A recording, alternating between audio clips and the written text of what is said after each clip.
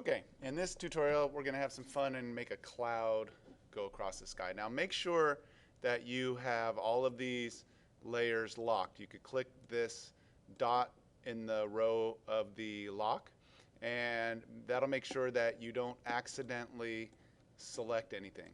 Okay, now by the way, your toolbar, you could change the shape of your toolbar if you want. You could stretch it out, widen it, however you want to do that to see all your tools. And if you lose your tool window, you could always go up here, Window, Tools. Okay, now I'm going to go ahead and get rid of the properties in the library window just for a second to have more room, and I'm probably going to zoom out. I could type in a number right here if I want and zoom out, or just hit the little drop down arrow and pick a different size. And so we're going to now make a new layer, and I'm going to double click this layer and call it Cloud.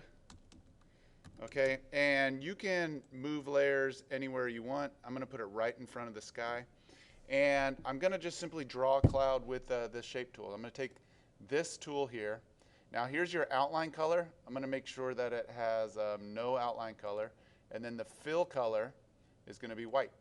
Okay, and then I'm going to just simply make a shape like this. And what's really weird and cool about Animate is if you kind of draw some shapes and put them together like this, they kind of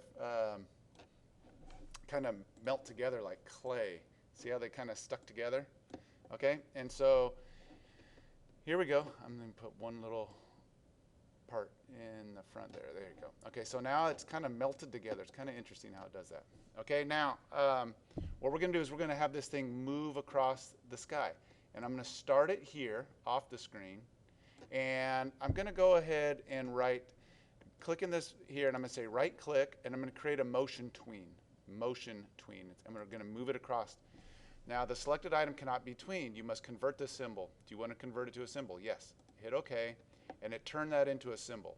And we can see in the library window that it actually added that symbol here. That's the cloud. You can't see it because it's white on a white background.